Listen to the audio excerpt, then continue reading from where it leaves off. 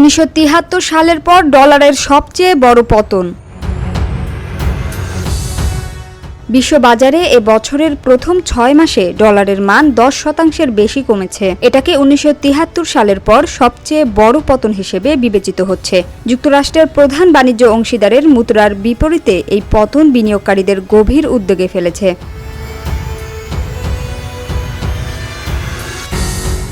1973 সালে যুক্তরাষ্ট্র স্বর্ণমান থেকে বেরিয়ে আসার পর ডলারের বড় ধরনের দরপতন দেখা দিয়েছিল। তখনকার প্রেক্ষাপট ছিল ভিন্ন, তবে সেটাও ছিল বৈশ্বিক অর্থনীতির মোড় ঘোরানোর সময়। এবার পতনের নেপথ্যে আছে প্রেসিডেন্ট ডোনাল্ড ট্রাম্পের এককেন্দ্রিক ও আগ্রাসী বৈশ্বিক কৌশল।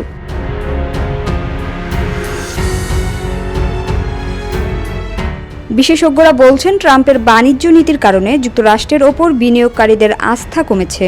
বর্ধিত শুল্ক, ঋণের বোঝা ও মূল্যস্ফীতির সম্ভাবনা ডলারের ওপর চাপ বাড়িয়েছে। এর ফলে বিদেশি বিনিয়োগ কমেছে, আর সাধারণ মার্কিন নাগরিকদের বিদেশ ভ্রমণের খরচ বেড়েছে।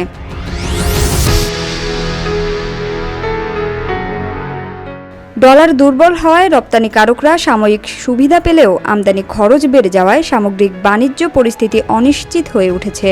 এরই মধ্যে ট্রাম্পের শুল্ক আরোপের হুমকি কিছুটা প্রশমিত হলেও বিনিয়োগকারীদের মনে সেই দুশ্চিন্তা রয়ে গেছে।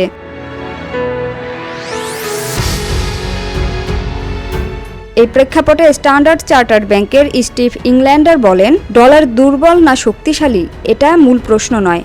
আসল প্রশ্ন হলো, বিশ্ব এই অবস্থানকে কিভাবে দেখছে। ট্রাম্প পুনর্নির্বাচিত হওয়ার পর বিনিয়োগকারীরা তার প্রবৃদ্ধিমুখী অবস্থানের ওপর আস্থা রেখেছিলেন, কিন্তু ট্রাম্প শপথ নেওয়ার পর ডলারের সূচক শিখরে পৌঁছালেও পরে তা পড়তে শুরু করে।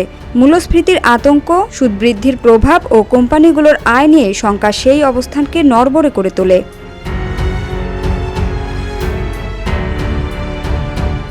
এরপর আসে 2 এপ্রিলের স্বাধীনতা দিবস ঘোষণা, যেদিন ট্রাম্প একতরফাভাবে উচ্চ হারে শুল্ক আরোপের ঘোষণা দেন। এই অপ্রত্যাশিত সিদ্ধান্ত শেয়ার বাজার, বন্ড এবং ডলারের ওপর একযোগে নেতিবাচক প্রভাব ফেলে।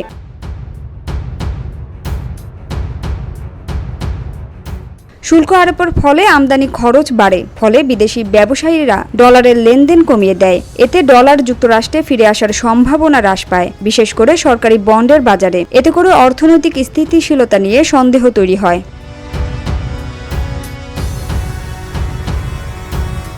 বিশ্বের অনেক বিনিয়োগকারী এখন ডলার এবং মার্কিন সম্পদের বিকল্প খুঁজছে। যেখানে একসময় যুক্তরাষ্ট্র ছিল নিরাপদ বিনিয়োগের গন্তব্য, এখন সেই বিশ্বাসে চিড় ধরেছে।